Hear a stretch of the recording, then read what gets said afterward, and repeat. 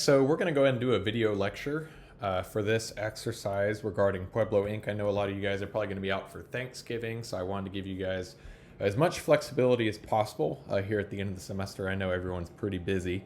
So we're going to go ahead and jump right in. Pueblo Inc. ended 2018 with 8 million shares of $1 par common stock. I'm going to go ahead and highlight that. That's going to be important. Issued and outstanding. On December 31st, 2018, they had additional paid-in capital of $16 million and then retained earnings of $38 million. Okay, cool. So moving right along, they give us some journal entries that we're going to make as the first part of the exercise. So in April 2019, so I'll go ahead and notate that, Pueblo issued 6 million shares of common stock at a price of $3 per share. So the total amount of cash that we would receive from that transaction is simply going to be the 6 million quantity of shares, a number of shares, times the price that we receive on the market. So that's going to be 6 million shares times $3 issuance price. So that total is going to be 18 million. Whoops, don't need a dollar sign there. 18 million. Okay, cool. So moving right along, we're going to have a corresponding credit to common stock, and I'm going to actually abbreviate that just CS to save us some time. And this is going to be recorded at the par value of the stock. So remember, we highlighted that the par value was $1. So we have 6 million shares issued at a par value of $1. That gives you a common stock value of $6 million. Okay, and then we additionally are going to have a credit to paid-in capital. Now, paid-in capital is simply the difference between the market value of that stock and the par value of that stock, which is recorded in our stockholders' equity account. So simple as this, it's going to be $18 million minus $6 million, so just $12 million, and you can see that that balances out. And I'm just going to make a little notation here for you guys. So 6 million, the number of shares is 6 million, and we are multiplying that by the $1 par value. Sorry, excuse my typing, geez. That's giving you your common stock value, so just a little kind of tool tip there. Okay, moving right along to June 2019. So in June, the company declared and distributed a 10% stock dividend at a time when Pueblo's common stock had a market value of $13 per share. So we are declaring and distributing a 10% stock dividend. So we need to figure out how much stock we have outstanding in the first place at this point. So we started out with 8 million shares, they tell us at the top. And then we issued an additional 6 million shares. So that gives us a total of 14 million shares issued and outstanding. So if we're going to distribute 10% of that, wouldn't that mean that we're going to distribute 1,400,000 shares? Perfect. So we're going to actually start with a credit to common stock for issuing or declaring and distributing this 10% stock dividend. And this is at $1.4 million. And I'm going to put another tooltip here. So we have the 6 million original,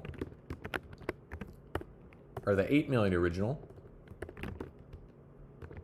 We added 6 million in additional shares. That got us 14 million number of shares.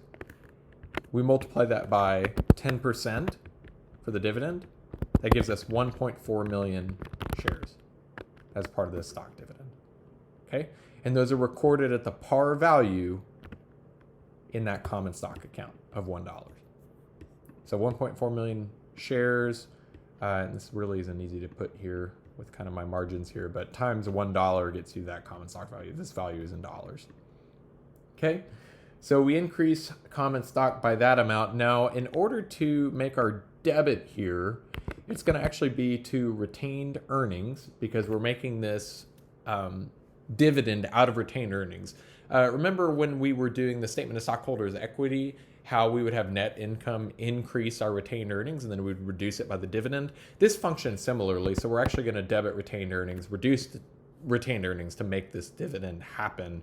And we're going to reduce this retained earnings by the amount of shares times the actual market value of the share price. Since this is a small stock dividend, it's only 10%. So these are recorded at market value. So this number is going to be $18,200,000. And just for another tooltip here, so we have a $13 market value share price. We multiply that times the 10% of the 14 million outstanding shares, so 1.4 million. and that's going to give you $18,200,000 if you do the math. And then once again, with paid in capital, functions just the same way. It's just the difference between these two, kind of like a gap figure, going to be $16,800,000. So cool. Moving right along to September 2019. I'm going to abbreviate this. In this case, we're actually going to be performing a treasury stock transaction. So the way that the treasury stock account works is it's actually another one of those contra accounts that we've talked about. So with accounts receivable, we had that contra account, allowance for doubtful accounts. Treasury stock is a contra account for stockholders' equity because it reduces the amount of stock that is currently outstanding. So when we buy back stock to increase our treasury stock, to hold that stock in the treasury, we're actually going to debit treasury stock, even though it's an equity account, because it's a contra equity account. So as you guys know, whenever you increase most equity accounts, you make a credit. In the case of common stock, paid in capital, when you increase retained earnings, you credit that. However, treasury stock, since it's a contra, is going to be something that we debit. So we're going to debit treasury stock for the value of this. Now, they say that our stock price has dropped to $1 per share and that we purchased 6 million shares. So our market price of the stock is only $1 per share. Therefore, the value of that treasury stock that we buy back is going to be $6 million. And another tool tip here. So $1 market value for those shares times the 6 million shares that we bought back. Okay. And then what would we credit here? So we're actually going to be crediting cash because we had to pay for these treasury stock shares somehow. We have to pay off these investors. So it's going to be just $6 million in cash. That one's pretty easy. Okay, moving right along. So we had September, and then on October, so October 2019, and I'll just keep kind of scrolling back and forth here. Sorry about that. Pueblo is actually going to sell 600,000 shares of treasury stock for $3 per share. So we bought 6 million for our inventory of treasury stock, and we're going to sell $600,000 of those at the new market price of $3 per share. So that market price is kind of going up and down. That's pretty common, as you can imagine, in the stock market. So when we sell 600,000 shares, we're debiting cash because we're getting cash upon that sale of shares. And that amount is going to be $1,800,000. So that's going to be the new market value of $3 times the 600,000 shares that we're selling. So that's going to be our debit. We're going to credit treasury stock to reduce it. Now we're going to credit treasury stock actually at the value that we bought the treasury stock at. So remember, we bought that treasury stock when the market value was only $1 per share. So this is going to be the $1 value upon purchase back in September multiplied by these 600,000 shares.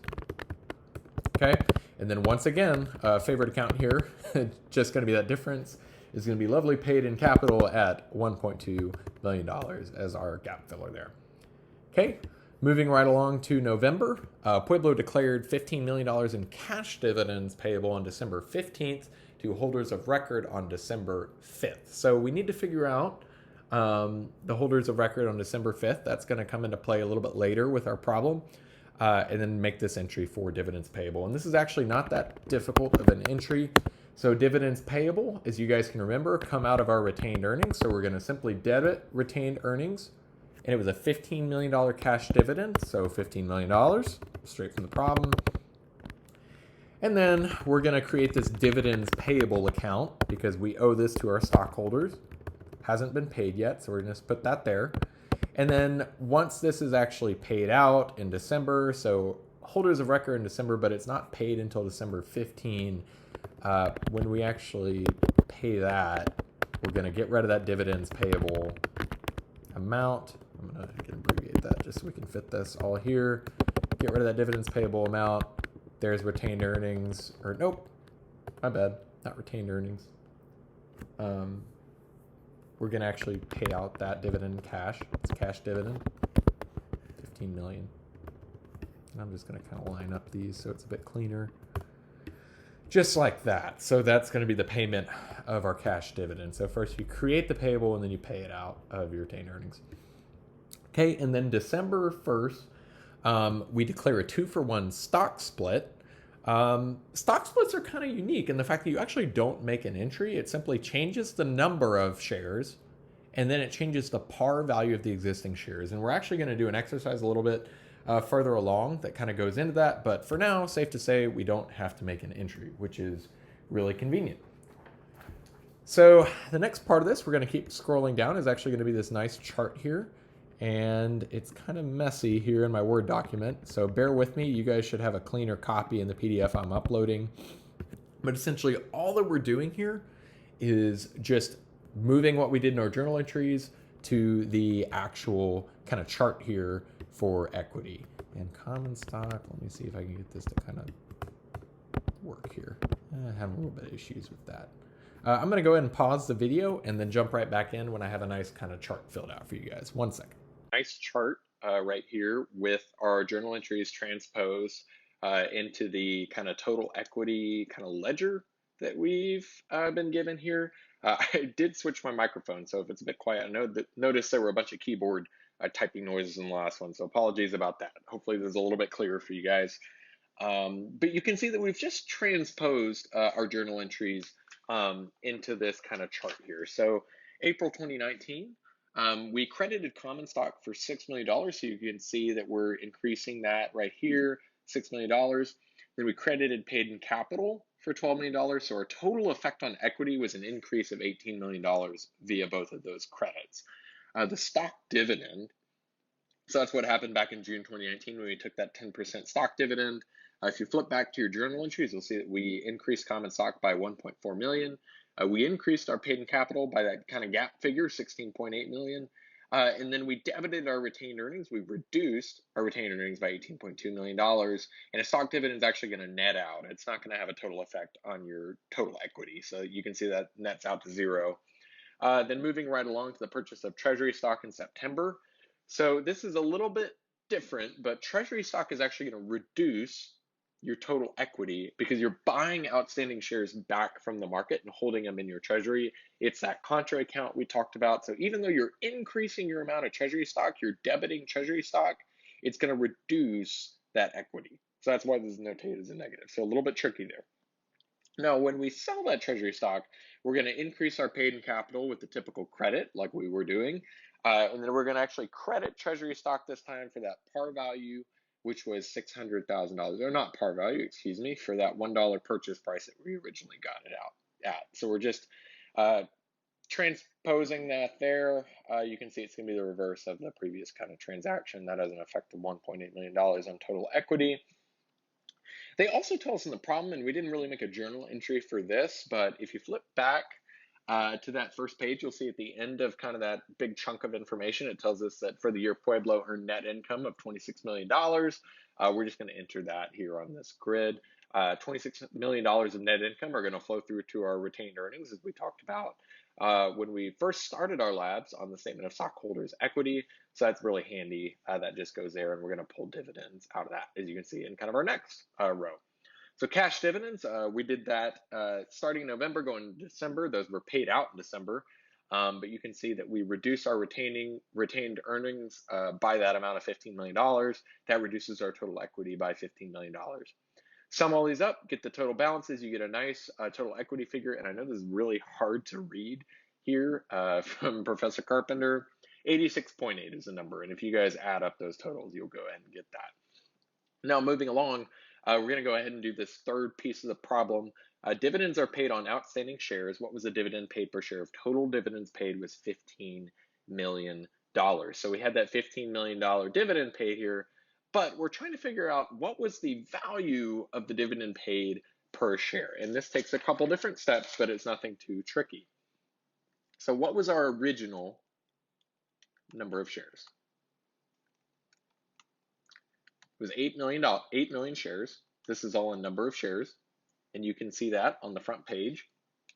And then we issued in April 6 million more shares. Okay, that's going to give us a subtotal of 14 million shares. Again, this is the number of shares, not dollars. much as Microsoft Word wants it to be. And then we had that 10% stock dividend, where we had that additional 1.4 million shares, right? Now we move on to our treasury stock transactions. So when we bought treasury stock off the market,